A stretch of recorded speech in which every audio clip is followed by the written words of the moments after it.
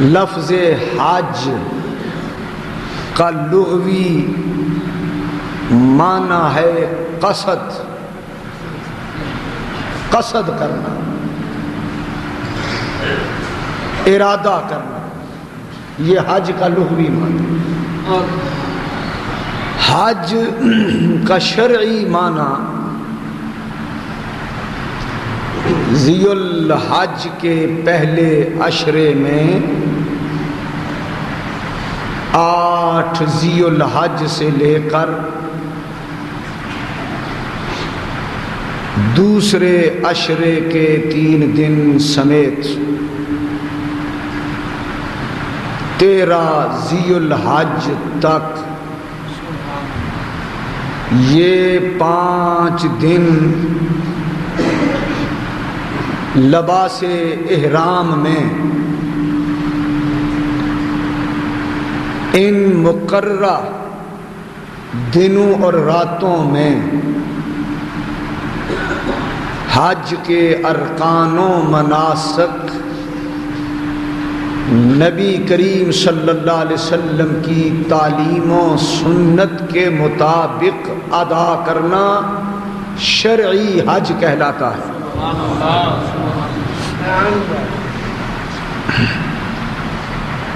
حج ہر صاحب استطاعت شخص پر زندگی میں ایک بار فرض ہے، اسی طرح فرض ہے جس طرح نماز و روزہ و زکوٰۃ فرض ہے۔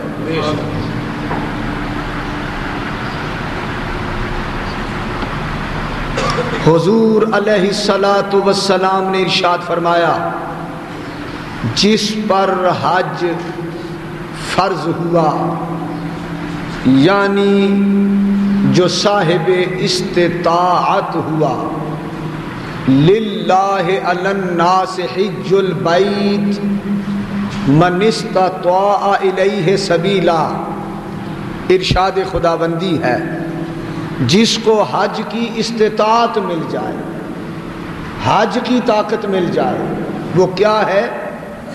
سفر حج کا آنے جانے کا خرچہ جو حج پر خرچ ہوتا ہے، اور حج سے واپس آنے تک گھر کا اہل و عیال کا خرچہ، جس کے پاس اتنی توفیق ہو جائے اس پر پہلی فرصت میں حج فرض ہو گیا، تاخیر نہ کرے، ہو سکتا ہے یہ زندگی وفا کرے نہ کرے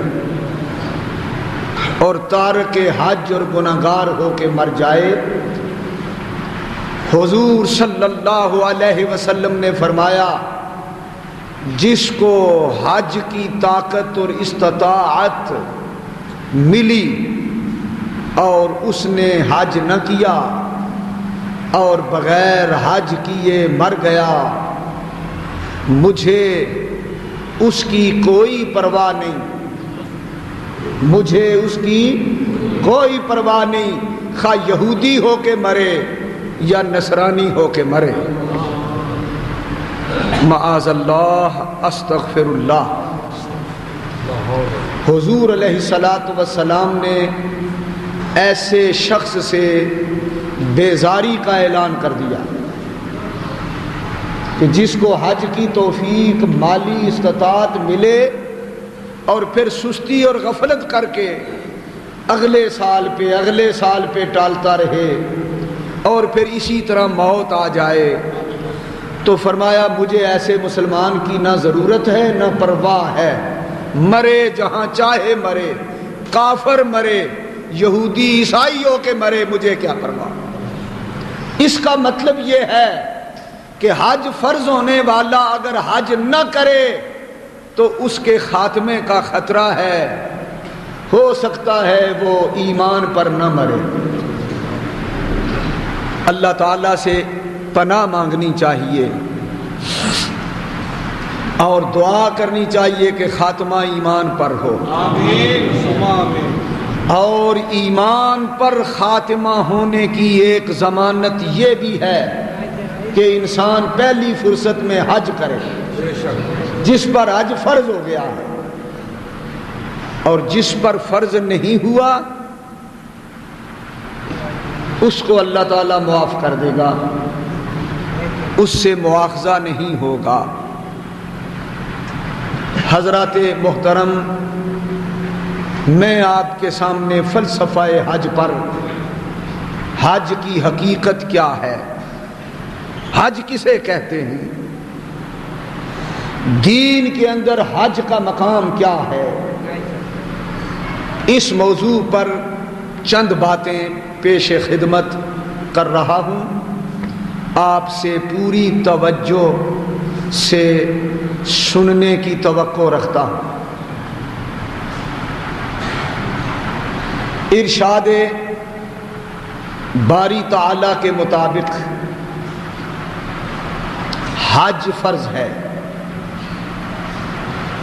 رسول پاک صلی اللہ علیہ وسلم نے فرمایا الحجۃ الواحدہ خیر من الدنیا وما فیہا۔ جس انسان کے نامہ اعمال میں ایک حج کا ثواب آ گیا، اس کے لیے ساری دنیا وما فیہا سے سب سے بڑا سامان مل گیا۔ حج ساری دنیا سے زیادہ بڑی چیز ہے، دنیا وما فیہا سے بہتر حج ہے۔ حاجی کو معمولی نہ سمجھو۔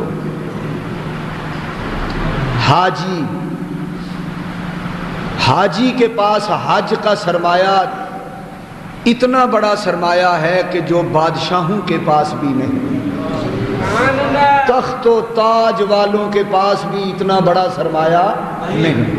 حج بہت بڑا سرمایہ ہے، بہت بڑا خزانہ ہے، خدا کے خزانوں میں سے ایک عظیم خزانہ ہے۔ جس کے پاس حج کی دولت ہے وہ بڑا غنی ہے، بڑا سخی ہے، بڑا دولت مند ہے۔ حج کر کے آنے والا اتنا خوش نصیب ہے کہ جب وہ واپس اپنے گھر لوٹتا ہے تو حضور نے فرمایا 40 دن تک اس کی ہر دعا قبول ہوتی ہے۔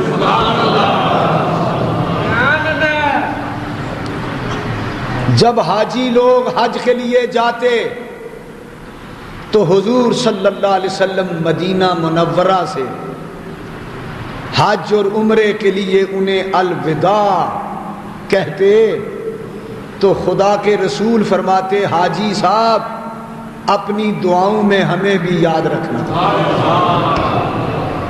یہ ہے حاجی کا نصیبہ۔ سبحان اللہ۔ خدا کا رسول فرماتا ہے اپنی دعاؤں میں مجھے بھی یاد رکھنا۔ حاجی جائے تو دعائیں قبول، کعبے پہ پہلی نظر پڑے تو ہر دعا قبول، سبحان اللہ۔ حاجی واپس لوٹے تو دعائیں قبول، سبحان اللہ۔ حاجی دعاؤں کی قبولیت کو سمیٹ کے لاتے ہیں، سبحان اللہ۔ خدا ہر مسلمان کو حج کی سعادت سے نوازے۔